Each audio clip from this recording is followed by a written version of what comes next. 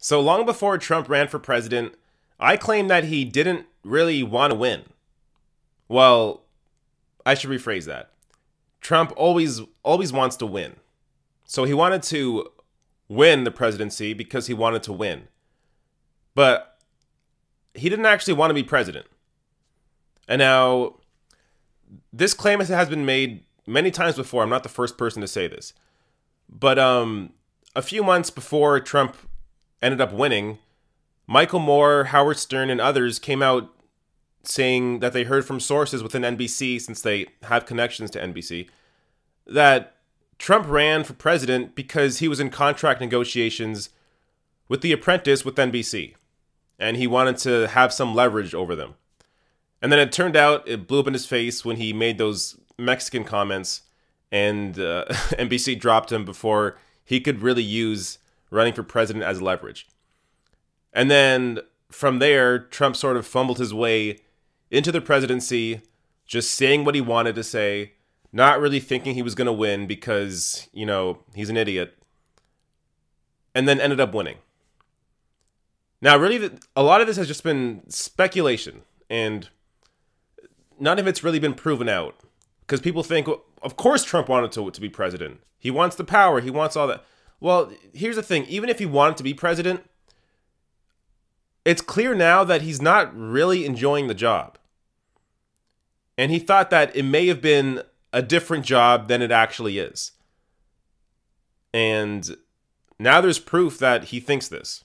So this is an interview that I'm going to play a clip from with Reuters, where he describes, let's hear the clip, and then I'll talk about it. I loved my previous life. I had so many things going. I actually, this is more work than in my previous life. I thought it would be easier. I thought it was more of I'm a details-oriented person, I think you would say that. But I do miss my old life. I like to work, so that's not a problem. But this is actually more work. This is more work than his old life. You can tell from this clip, Trump doesn't really want to admit that he would prefer to do less work. But essentially, that's what he's saying. His old life was easier. This is more work. Being the president is more work. Trump really had no idea what being the president entailed, the amount of work that it involved. He really had no idea. And now here he is reminiscing about how great his old life was. Because in reality, he could be golfing as much as he wanted in his old life without getting any scrutiny about it. He could be spending his time doing whatever the fuck he wants. He could be hosting The Apprentice still, or hosting some other stupid show. He could be doing all this stuff, still being on the spotlight that he craves so much, but not have all this work and all this responsibility on his shoulders that he has now. I mean, in some ways, there's something to be said for somebody who doesn't really want to be president. In some ways, that's almost a good thing.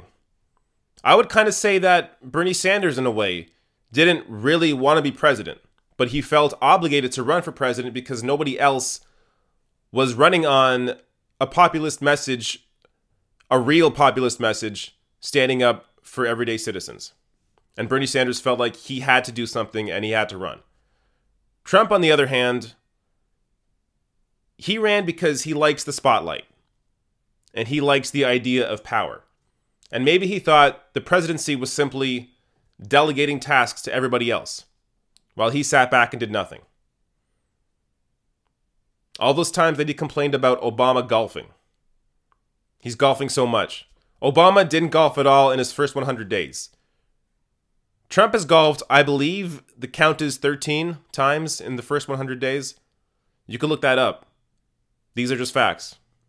Look up how many times Trump has golfed in the first 100 days of his presidency versus Obama, Bush, Clinton, all these people. Bush also did not golf in his first 100 days. I believe Clinton did 3 times. Trump, 13. This is a guy who doesn't want to be president. He wants his leisure time. He wants to enjoy his old age. He doesn't care about policy. He doesn't really even care to know about it. He doesn't care to learn anything. He's here because he liked the thought of power and the spotlight. And just like everything, when you dream up the fact that you want lots of money, you want to be rich, you want power, all these things, when you get them, you realize you're not actually fulfilled by it. It doesn't make you happy. So they keep chasing it. They chase more power and more money. And still, they're not happy. There's a hole inside of them. If I were to psychoanalyze Trump, I would say he's a guy who grew up with rich parents who maybe didn't get a lot of attention and always aimed to please his dad. But his dad loaned him money, and he fumbled it. Lost it. And really, it wasn't until his dad died that Trump inherited $200 million that he was really able to do something. Because $200 million, it's a lot of money to lose. You have to be really stupid. And Trump went bankrupt like 7 times.